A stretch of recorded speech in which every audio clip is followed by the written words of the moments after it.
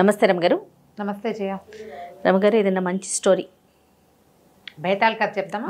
Super, చాలా ఇంట్రెస్టింగ్గా ఉంది జయ ఈ కథ మాత్రం. జనరల్గా బేతాళ కథలు చాలా బాగుంటాయి కదా. అవునవును. అసలు ఇది భలే సబ్జెక్టు.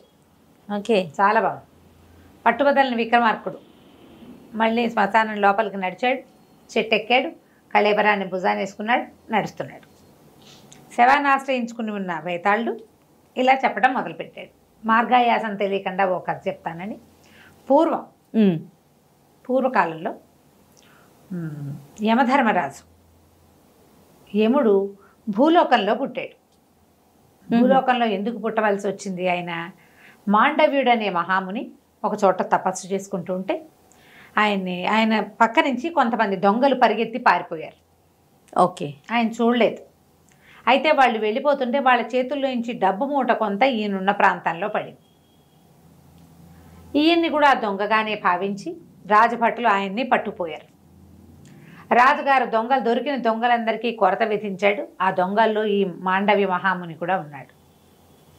మాండవ్యుడిని కూడా కొరతేశారు. కొరతేస్తే కొరత ఎటువంటి చాలా భయంకరమైన శిక్ష. ఇట్లా పొడుగాటి శూలం ఉండి శూలంలోకి ఇలా దింపేస్తారు పైనుంచి మనిషి లోపలికి. నిదానంగా కిందకి వెళ్తూ ఒక రోజున్నర పడుతుంది ప్రాణం పూర్తిగా అవడానికి. అపరిమితమైన నరక బాధను అనుభవిస్తారు. ఈ నరకాన్ని అనుభవించి మరణించిన మాండవి మహాముని యమధర్మరాజుని అడిగాడు, నాకు ఇలాంటి మరణాన్ని ఎందుకు ఇచ్చావు? నేను ఏ తప్పు చేయలేదు. పైగా నేను మునిని. అంటే నువ్వు చిన్నప్పుడు తూనీగలకి రెక్కలకి ముళ్ళు పెట్టి ఆడేవాడివి. ఆ తూనీగ అనుభవించిన హింస నువ్వు కూడా అనుభవించాలి, నీ శాసనం అది అనేసరికల్లా మాండవి మహాముని అన్నాడు, 10 ఏళ్ల వరకు బాలప్రాయం ఏం చేసినా పసిబిడ్డ భగవంతుడితో సమానం కదా. వ్యక్తత తెలియక ముందు చేసినవి ఏ పాపాలు గణించకూడదు, అది కదా శాస్త్రం, ధర్మశాస్త్రం ఒప్పుకుంటుంది. అయినా కూడా నాకు ఇలాంటి క్రూరమైన మరణాన్ని ఇచ్చావు నువ్వు. నీకు మనుషులు చేస్తారు ఇట్లా, దేవతలు చేయకూడదు, ఇట్లా మనుషులు చేస్తారు.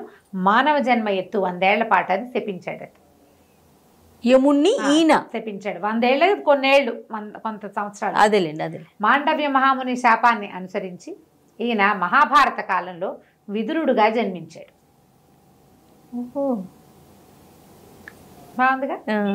ఈయన విదురుడుగా జన్మించిన కాలంలో ఆర్యముడు అనే ఒక దేవుడు ఈ యమధర్మరాజుగా ఉండేవాడు. ఈయన విదురుడుగా జీవితాన్ని చాలించుకున్న తర్వాత వెనక్కి వెళ్ళాడు. అక్కడ ఏం శిక్షలు ఆగల. ఈయన ఇక్కడ పుడితే అక్కడ ఇంకోళ్ళు ఉన్నారు, ప్రాక్సీ ఆర్యముడు ఉన్నాడు.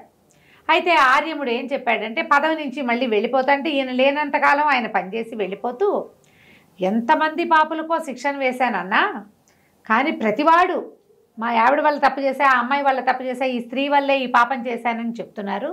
స్త్రీలే కారణంగా కనపడుతున్నారు మానవుల పాపాలకి అని చెప్పాడు. ఈ అమ్మాయి వల్లే నేను చేశాను అని చెప్తున్నారు. అయితే ఈయన ఆర్యముడు వెళ్ళిపోయాక యమధర్మరాజు మళ్ళీ తన సీట్లో కుదురుకున్నాక రోజు కనీసం ఒక 6-7 సార్లైనా స్త్రీల వల్ల అన్నమాట, ఇలాంటి తప్పు చేసావు, నీకు ఈ శిక్ష అనగానే ఆ పాపి గోల్మని ఏడుస్తూ, ఆ దొంగమొహం వల్లే వచ్చింది, మా ఆవిడ వల్లే వచ్చింది, ఆ అమ్మాయి వల్లే వచ్చింది, ఆ అమ్మాయి నన్ను తప్పుదో పట్టించింది, ఇలా ఏదో తిడుతూ ఆడవారిని తిడుతూ ఏడుస్తూ వెళ్ళబోసుకునేవాళ్ళు. ఈయన వినగా ఇదేమిటి స్త్రీల వల్ల అని చెప్తున్నారు ప్రతి వాళ్ళు. నిజంగా స్త్రీలు ఇలాంటి స్త్రీల వల్లే ఇది జరుగుతుందా? ఒకడు పాపానికి వాడిని ప్రేరేపించింది స్త్రీయేనా? ఆ స్త్రీయే కదా వాడి పుట్టక్కి కారణం. ఇది నిజమో కాదో తెలుసుకోవాలనుకున్నాడు. తన కింకర గణంలోంచి చండు అనేవాడిని ఒకడిని పిలిచాడు. వాడు మంచి బుద్ధిమంతుడు. ఈయనేమన్నంటే, ఒరే చండా, నువ్వు భూలోకంలో పుట్టిస్తా, కొన్ని లక్షల వరహాలు ఇస్తా డబ్బు, నువ్వు యువకుడుగానే పుడతావు, యువకుడుగా జీవించి లోకంలో పాపాలు దేనివల్ల జరుగుతున్నాయి నీ జీవితాన్ని గడుపు, కొంతకాలం నీకు కొంత ఆయుష్ ఇస్తా, ఇన్ని సంవత్సరాలు, ఏదో 10 ఏళ్ళో ఎంతో పెట్టాడు లెక్క, 10 సంవత్సరాలు, 10 ఏళ్ల పాటు అక్కడ బతికిరా. ఈ 10 ఏళ్లలో ఏ స్త్రీ వల్ల ఏదైనా జరిగింది ఏమిటో ఆ వివరణ నాకు చెప్పు అంటే చండు సంతోషించాడు. బాగుంది. యమధర్మరాజు ఆయన ముందివ్వబోయే తీర్పులు, రేపు రాయబోయే మరణ శాసనాలు, అవన్నీ కూడా దీని మీద ఆధారపడి ఉంటాయి. సర్వే మీద కదా ఆధారపడేది. సరే, చండుని పంపించాడు. కొన్ని లక్షల వరహాలతోటి చండు భూలోకంలో మనిషిగా పుట్టి చండసింహుడు అనే పేరుతోటి ప్రఖ్యాతిగాంచాడు. ఓకే. ఆయన ఏం చెప్పాడంటే, నువ్వు ఇక్కడ దేవతల వ్యవహారం ఏమి ఉండదు, నీకు మంచి వ్యవహారమే ఉంటుంది. అక్కడే ఒక అమ్మాయిని చూసి పెళ్లి చేసుకుందువు, కానీ పెళ్లి చేసుకోవాలి నువ్వు, అప్పుడు మిగిలిన సంగతి.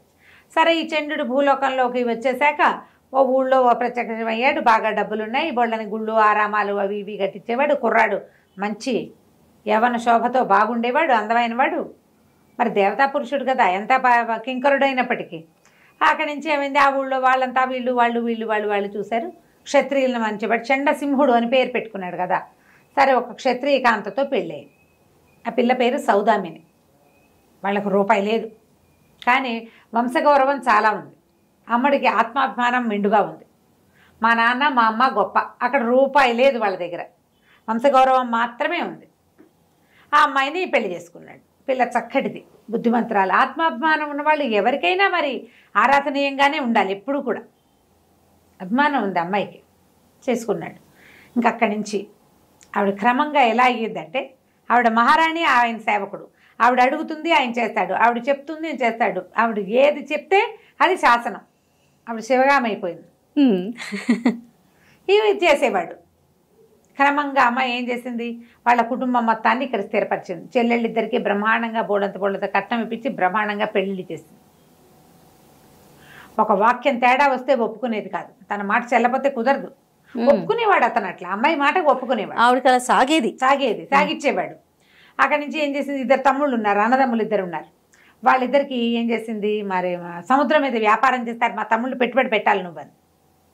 బావమరదలకు పెట్టి బావలు ఎంతమంది ఉన్నారు లోకల్లో. తమ్ముళ్ళకి చెల్లెళ్ళకి దోచిపెట్టేసి అక్కయ్యలు కూడా లోకంలో చాలా మంది ఉంటారు. పుట్టింటికి దోచిపెట్టే వాళ్ళు ఉంటారు. ఈ సంసారం నాది, దీన్ని నేను బాగు చేసుకుని నా దగ్గర ఎక్కువైంది పెడదాము అన్న ఊహ రాదు. చాలామంది ఉంటుంది, మొగుడు డబ్బంతా తీసుకెళ్ళి పెట్టేస్తారు. ఈవిడ కూడా అలాగే చేస్తుంది. ఇతనికి వ్యాపారం ఏం లేదు, డబ్బులున్నాయి, వాడుకుంటున్నారు.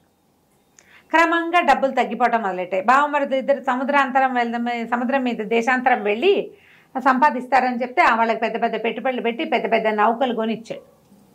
వాళ్ళిద్దరూ వెళ్ళిపోయారు. ఆడపిల్లలకి పెళ్ళిళ్ళు అయిపోయినాయి. సరే, ఈవిడిదంతా మంచి రాజాంగంగా ఆవిడ ఎక్కడికి వెళ్ళినా సరే బళ్ళ మీదే వెళ్తుంది. ఎక్కడికి వెళ్ళినా ముందు గుమాస్తా వెళ్ళి అక్కడ ఏర్పాట్లు చేయడం అవన్నీ చాలా గ్రాండ్ లెవెల్లో ఉంది. గ్రాండ్ స్కేల్స్ అలవాటు అయ్యాక ఇంకా మారరు. అవును. క్రమంగా ఇతని దగ్గర డబ్బు తరిగిపోవటం మొదలుపెట్టింది.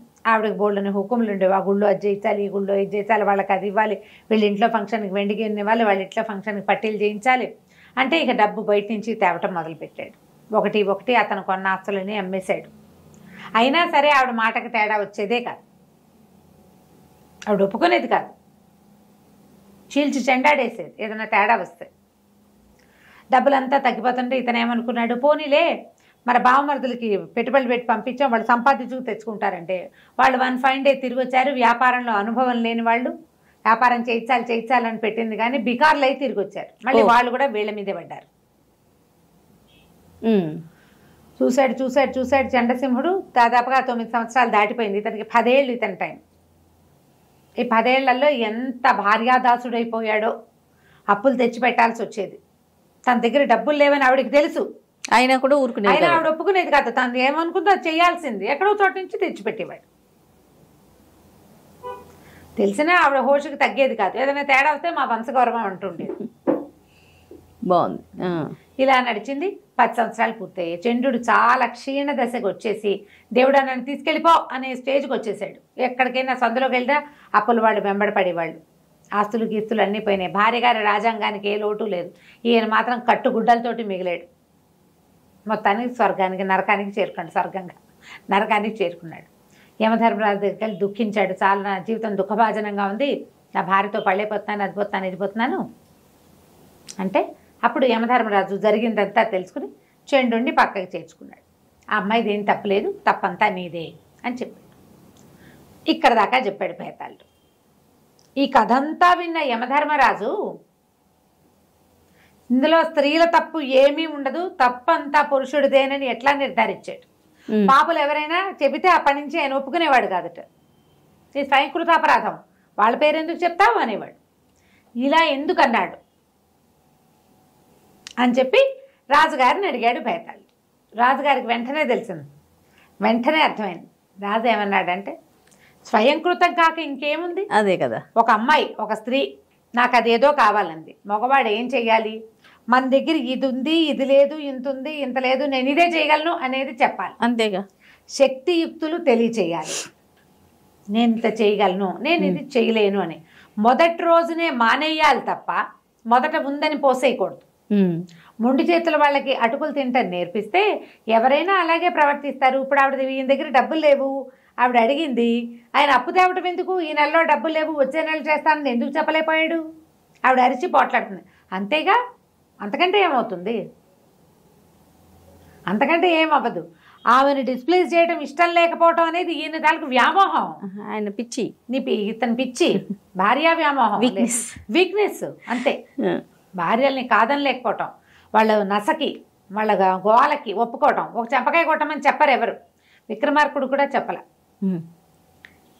మామూలుగా మనం ఏం చెప్తాం, 2 పీకండి వాళ్ళే వింటారు అని చెప్తారు. కానీ ఆయన అట్లా చెప్పలే. నో అండని నేర్పించాలి. నో తీసుకోవడం నేర్పించుకోవాలి. ఎవరికైనా సరే నువ్వు అలవాటు చేస్తే అలవాటే అవుతుంది. నీ దగ్గర శక్తి లేనప్పుడైనా తెలియచేయలేదు. మీ చెల్లెళ్ళ పెళ్ళిళ్ళు నేను చేయటం ఏమిటి అని అడగల. మీ నా తండ్రిది కదా బాధ్యత, సహాయం చేస్తా, పెళ్ళి నేను చేయను అని చెప్పాలి. అది కూడా చేయలే. అక్కడి నుంచి మొదలుపెట్టి అతను చేసినవన్నీ తప్పులే. ప్రతి వాళ్ళు కూడా ఇలాగే తప్పులు తమ చేసి వాళ్ళు అడిగారు, నువ్వు చెప్పాలి. వాళ్ళు అడుగుతారు, ఎవరో ఒకళ్ళు అడుగుతూనే ఉంటారు. ఉంది కదా నీ చేతిలో ఆ 100 ఇచ్చేసేయి అంటారు. ఈ 100 ఇస్తే నాకు మిగిలిన వాటికి ఉండవు, నేను 50 ఇస్తాను, 10 ఇస్తాను, 2 ఇస్తాను చెప్పాలి. చెప్పకపోతే అంతే కదా. వాళ్ళకి అలవాటు చేయకపోవటం వల్ల ఇలా జరుగుతుంది తప్ప స్త్రీలని ఎప్పుడూ తప్పట్టకూడదు. వాళ్ళకి నేర్పడం పురుషులదే తప్పు అని చెప్పాడు. చెప్పంగానే పేతాళ్ళకి నవ్వొచ్చింది. యమధర్మరాజు అంత తీర్పరివి నువ్వు, కానీ నువ్వు మౌనభంగం చేసావు కదా, మాట్లాడేసావు, మళ్ళీ కలుద్దాం అని చెప్పేసి పరిగెత్తుకుంటూ 7తో సహా వెళ్ళిపోయాడు. మళ్ళీ విక్రమార్కుడు ఏం చేశాడు, అక్కడి నుంచి వెనక్కి రావడం మొదలుపెట్టాడు. కథ కంచికి మనం ఇంటికి. సూపర్, నిజంగా చాలా బాగుందండి. నమస్తే రమ్మగారు.